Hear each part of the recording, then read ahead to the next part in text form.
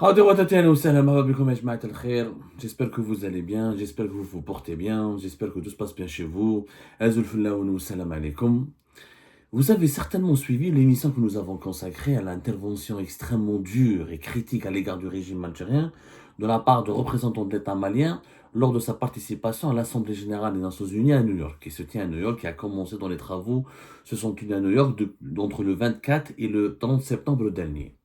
C'était le 28 septembre dernier. Le 28 septembre dernier, donc le colonel Abdoulaye Maïga, qui est le porte-parole du gouvernement malien et qui est un ministre de l'administration, etc.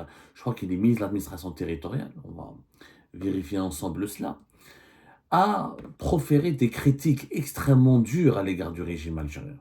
Vous avez été très nombreux et nombreux à suivre cette émission. C'est la première fois que nous avons vu un pays voisin, par la voie officielle, à travers son représentant, lors d'une Assemblée générale des Nations Unies, c'était la 79e session de l'Assemblée générale de l'Organisation des Nations Unies, c'est-à-dire que les 193 ou 94 membres étaient tous représentés, donc devant le monde entier, je dis bien devant le monde entier. Il dit à Mali, un voisin de l'Algérie, il a dénoncé le régime algérien, il a traité deux dirigeants algériens d'énergumènes, c'est quand même incroyable. C'est vrai. L'actualité algérienne, j'ai l'impression que plus tu travailles sur l'Algérie, plus l'espérance de vie, ou la moins l'espérance de vie est en train de diminuer. Donc, devant 193 membres, ou 194 membres, 193 exactement membres des Nations Unies, le ministre représentant du gouvernement malien a fortement critiqué le régime algérien et l'a traité d'énergumène. C'est la première fois qu'au sein de l'ONU, qu'à New York, et ce n'est pas un pays, c'est pas Israël, c'est pas le Maroc, c'est pas les Émirats, c'est pas un pays européen, c'est un pays voisin, un pays africain voisin avec lequel nous avons une grande histoire, avec lequel nous partageons plus de 1300 km de frontières, avec lequel nous avons un héritage commun, une histoire commune, des intérêts communs. Des défis communs en ce qui concerne la sécurité du Sahel, l'exploitation du Sahel, du désert, etc., etc. Le Mali iranien, c'est un pays très proche de nous. Son représentant, il traite d'énergumènes, c'est-à-dire de pratiquement voyous, pratiquement de personnes inutiles. C'est très préjudiciable d'aller voir la définition d'énergumène. Je n'ai jamais vu, moi, un personnage officiel, un représentant officiel de l'État, qui parle d'un autre ministre ou d'un dirigeant d'un autre État en le traitant d'énergumène. Et dans son discours qui était long, Abdoulaye Maga, il a développé des arguments. Il a reproché à l'Algérie son ingérence. Il a reproché à l'Algérie sa proximité avec les groupes armés, rebelles et terroristes contre lesquels l'armée malienne, les forces armées maliennes sont en train de lutter avec beaucoup d'acharnement. Il a reproché à l'Algérie d'héberger, je dis bien d'héberger, des opposants radicaux qui menacent la sécurité et la stabilité du Mali. Des reproches qui sont factuels. Je ne sais pas s'ils sont vrais, mais ils sont factuels. Moi, je pense qu'il y a un peu de vérité, on va en débattre maintenant. Et non, j'aurais aimé que face à cette grave accusation de l'État malien, j'aurais aimé avoir une réaction algérienne. La réaction algérienne n'a pas tardé, puisque 2 jours plus tard, donc le 30 septembre, l'Algérie elle a attendu, mais la dernière journée de cette session des travaux de l'Assemblée générale des Nations Unies, pour s'exprimer, pour faire son discours habituellement. L'année dernière, c'était Abdelmajid Tebboune, cette fois-ci, c'est le ministre des Affaires étrangères, c'est même pas le Premier ministre, c'est Ahmed Attaf qui est parti, qui s'est exprimé. Et Ahmed Attaf, voilà ce qu'il a dit à propos de l'attaque en règle, de l'attaque inédite. C'est des graves accusations. Et devant tous les membres de l'ONU, un voisin est accusé d'héberger des terroristes, d'être proche d'eux, de soutenir des groupes armés qui menacent la sécurité de ce voisin, de mentir, de propager des fake news, de faire de l'ingérence. Il a même dit le Mali ne sera jamais une wilaya algérienne. C'est des accusations extrêmement graves. Extrêmement graves. Qu'est-ce qu'il a dit, le chef de la diplomatie algérienne? Lors de son discours le 30 septembre dernier, Ahmed Attaf, il a dit, il est revenu sur les propos proférés par le représentant d'un État de cet espace. Il n'a même pas nommé le Mali. Il a dit un État parce qu'il parlait du Sahel. Il parlait du Sahel, de l'espace de la région sahélo-saharienne. Il a parlé de propos proférés par le représentant d'un État de cet espace qui s'en est pris à l'Algérie. dans des termes infâmes qui ne sient nullement à cette assemblée, auquel il ne convient pas de rétorquer par l'impulsivité langagière futile et de bas étage. Mon pays ne répliquera pas avec un langage, ne répliquera qu'avec un langage courtois qui reflète sa loyauté fidèle et sincère à ses liens ancrés avec les pays et les peuples de la région. Des liens qu'aucun facteur conjoncturel, passager, ni ceux qui l'attisent ne sauraient impacter ni ébranler. Animé d'une forte volonté, l'Algérie a toujours eu la main tendue lorsque la conjoncture a exigé de traiter avec tous nos frères en vue de construire un édifice sahélien jouissant de la paix, de la quiétude et de la prospérité. Donc, ensuite, Mohamed Attaf, il a parlé d'une décolonisation définitive en tournant la dernière page de la colonisation au Sahara occidental. Il s'est attaqué à la problématique du Sahara occidental. Mais, concernant le Mali, il a dit, voilà, c'est des propos orduriers, c'est un langage grave, infâme, qui ne conviennent pas à cette auguste assemblée. L'Algérie ne va pas rétorquer avec l'impulsivité langagière futile et de bas étage. Et cette attitude d'Ahmed Attaf a suscité, j'ai vu l'admiration au sein de beaucoup de nos compatriotes. Genre, nous, l'Algérie, on est élégant, on est bien élevé, on est bien éduqué, on ne répond pas aux insultes, on ne répond pas aux polémiques, on ne répond pas aux propos infâmes. Je suis d'accord. Je suis d'accord sur le fond, l'attitude. Alors, je suis d'accord sur la forme. Voilà. Je suis d'accord sur la forme. La forme, c'est-à-dire que l'Algérie ne doit pas répondre à l'insulte par l'insulte, ne doit répondre à l'invective par l'invective, elle ne doit pas répondre à l'injure par l'injure, à la calomnie par la calomnie. Ceci dit, avec le régime Tebboune, c'est exceptionnel quand même. C'est la première fois où c'est lui qui est attaqué, qui est insulté. Alors c'est le régime Tebboune qui avait l'habitude d'insulter tout le temps.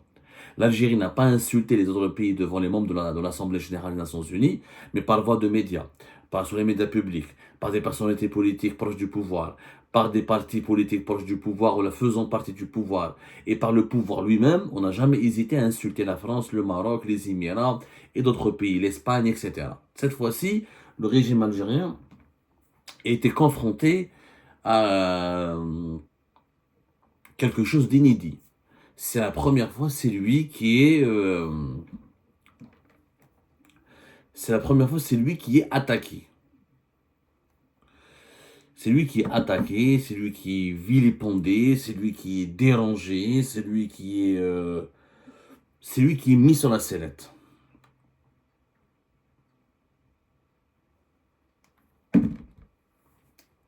Ok, la forme, je suis d'accord.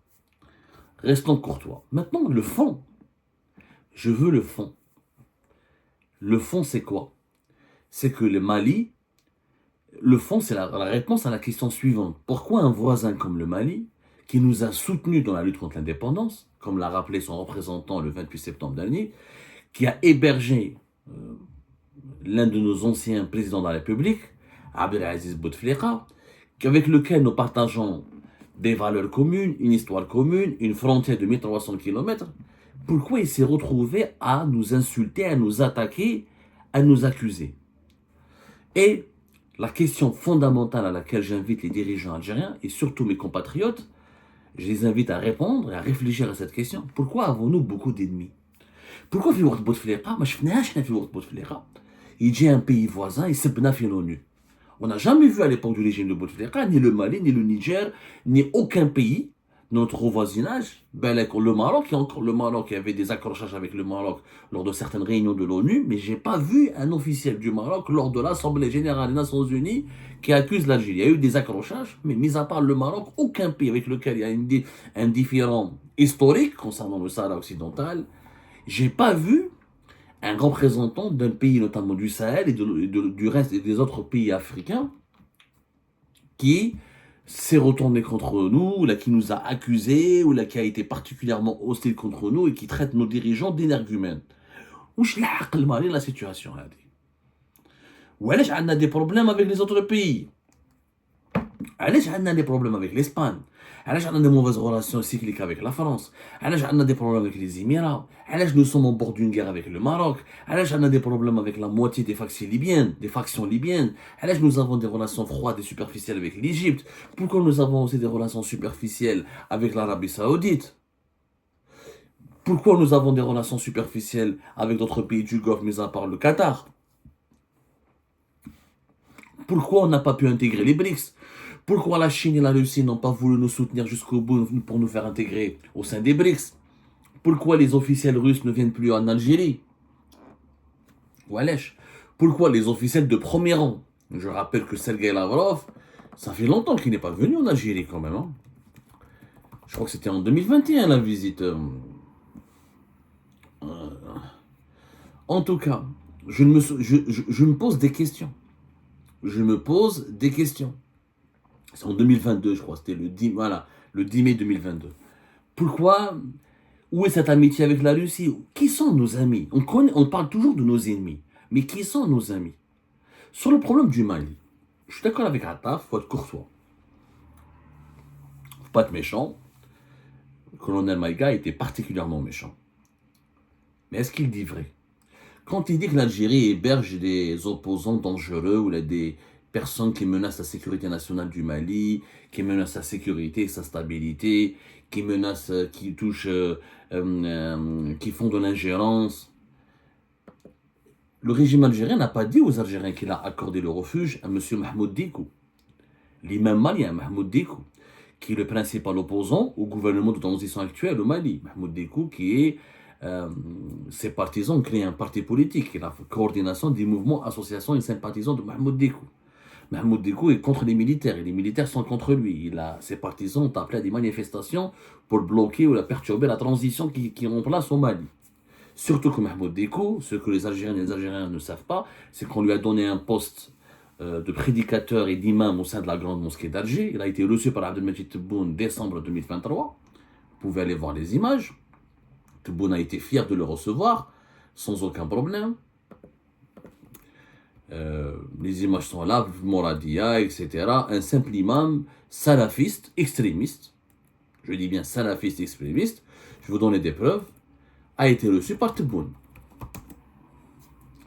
C'était décembre 2023, c'était le 19 décembre 2023.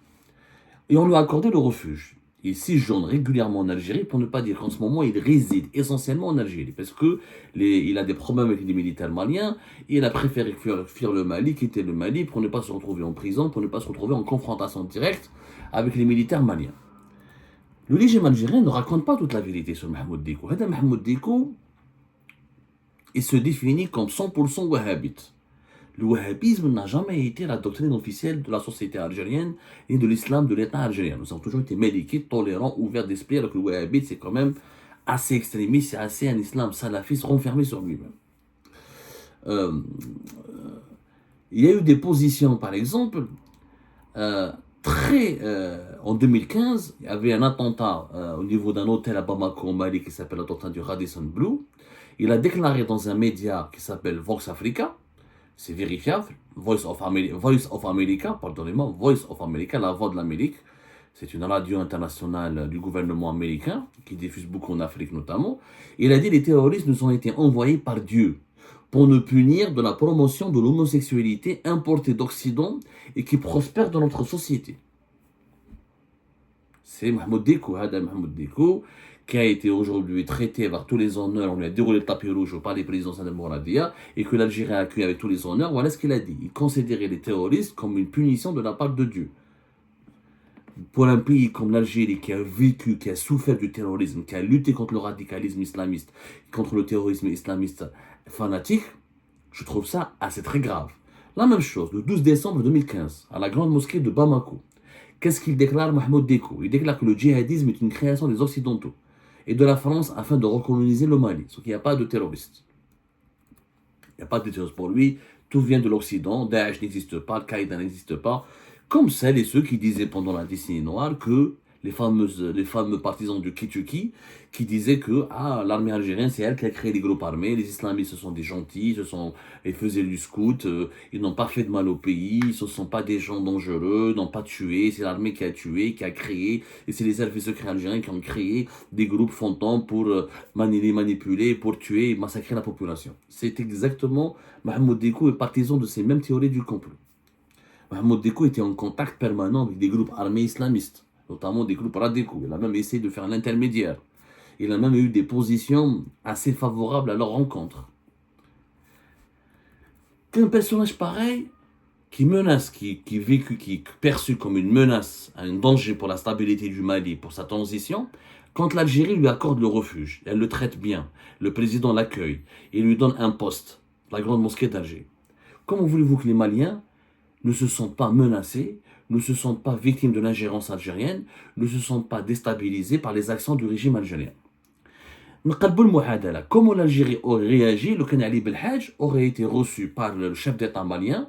Il aurait été, par exemple, on l'aurait récompensé ou on lui aurait donné un poste à la grande mosquée de Bamako, dans une institution religieuse importante au Mali, et qu'on l'aurait traité avec tous les honneurs pour le protéger.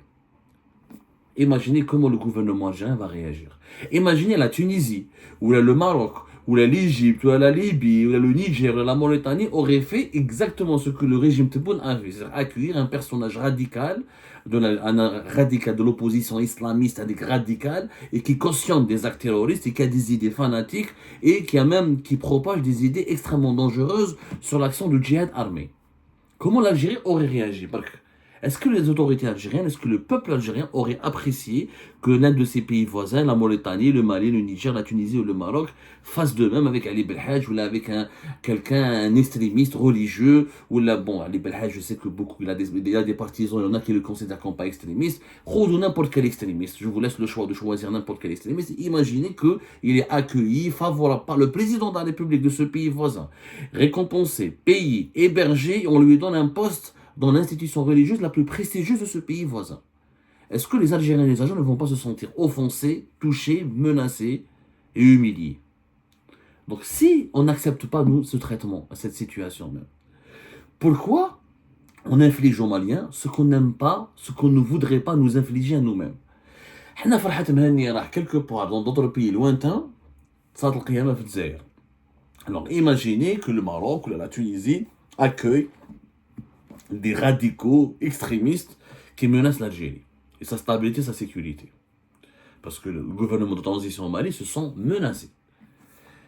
J'aimerais bien que Ahmed Attaf me répond. Parce que on a toujours eu des bonnes relations avec les Maliens. Mais les tal'ou, un nouveau gouvernement qui sont des nationalistes, des militaires, parce que j'aime les militaires maliens. Ils veulent, le colonel Maïga, ce qu'il a dit devant l'ONU, il veut la sécurité, il veut la prospérité, il veut le développement. C'est exactement ce que voulait l'Algérie lorsqu'elle luttait l'Algérie des années de la décennie noire contre l'islamisme radical et contre les mouvements armés et groupes armés terroristes. Ce que le Mali est en train de le vivre aujourd'hui, nous l'avons vécu dans les années 90.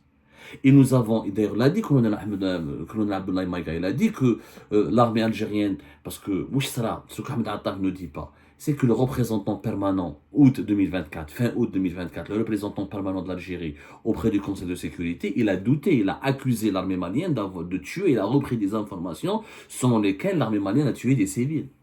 Comment aurait réagi l'Algérie les années 80? Allez-y voir comment l'Algérie réagissait les années 90 lorsque des diplomates étrangers accusaient l'armée algérienne de tuer des civils et non pas de tuer des individus armés, islamistes et terroristes. هذه كاع ما نقولوهاش. نعطيكم انا هادو les faits et les informations pour comprendre que les Maliens, ils se sont pas réveillés un beau matin, ils ont commencé à nous détester. Ils se sont pas réveillés un beau matin et pour nous insulter, pour nous accuser, pour s'en prendre à nous devant tous les membres de l'Assemblée générale des Nations Unies. السؤال يبقى مطروح. Si on avait des relations de bon voisinage, si on avait aidé le Mali à retrouver sa sécurité nationale, à lutter contre ces groupes armés qui colonisent une partie du nord du pays, qui font du trafic d'armes, du trafic d'êtres humains, allez-y voir les séparatistes ouark, ce qu'ils font avec les migrants subsahariens, comment ils les traitent comme des esclaves, comment ils font le trafic de drogue, le trafic d'armes. Si tous ces Maliens, si le Mali se sentait aidé, épaulé par l'Algérie, et n'ont pas attaqué, n'ont pas contrecarré dans ses efforts pour préserver sa sécurité nationale. Est-ce que le représentant de l'État malien aurait tenu un tel discours aussi virulent et critique et hostile à l'Algérie? Bien sûr que non. Cette réflexion à laquelle je vous invite, elle vaut pour le Mali comme pour tous les pays avec lesquels nous avons des problèmes. En fait, je vous invite à nous interroger, les Algériens et les Algériens, notamment les dirigeants algériens, quelle est leur responsabilité dans les problèmes que nous vivons, que nous subissons? Et nous avons aussi une responsabilité.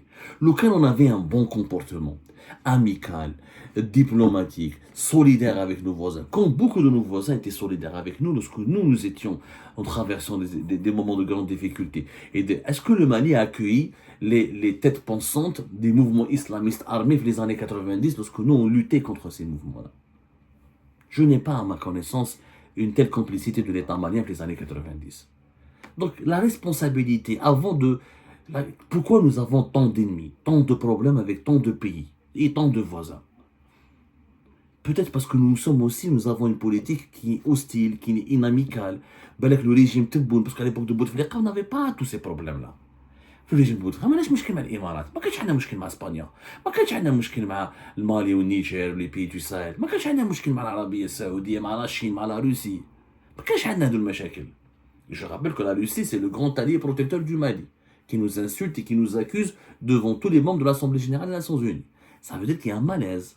Ça veut dire que l'Algérie n'est plus là, parce que normalement l'ami de mon ami est censé être mon ami. Alors, non, ça a changé. Le régime Tebboune, en fait, a créé les ennemis de l'Algérie. Il est en train de créer, c'est une machine, une fabrique des problèmes. Parce qu'il sème l'instabilité. Parce qu'il veut imposer sa feuille de route à des voisins d'autres pays. Et quand on ne partage pas sa feuille de route, quand on ne veut pas partager sa vision de la géopolitique, quand on ne partage pas vraiment ses intérêts, et ben il lance des campagnes pour déstabiliser, pour foutre la merde, pour semer la zizanie dans ces pays-là. C'est ça la vérité. C'est vrai que l'Espagne, elle a changé de position, elle a évolué vers une position pro-marocaine. Faut-il pour autant se disputer avec l'Espagne et geler les relations? C'est comme ça. Est-ce que l'Espagne s'est rapprochée de nous? Depuis 2022, nous avons un problème avec l'Espagne. Malgré les neiges. La France, l'ambassadeur algérien n'est même pas revenu à Paris. Qu'est-ce que ça a donné? Tous les pays avec lesquels nous nous disputons se rapprochent de nos concurrents, se rapprochent de nos adversaires. Pour une raison simple, parce qu'ils nous perçoivent comme un élément instable, comme un mauvais élève, comme un mouton noir qui n'a pas sa place dans le troupeau des Nations Unies. C'est malheureux, mais je vous invite à faire cette réflexion. Pourquoi a-t-on autant de problèmes avec autant de pays? Et interrogeons-nous avec des faits sur la responsabilité collective de nos dirigeants dans la détérioration et dans la dégradation de nos relations avec plusieurs pays à travers le monde.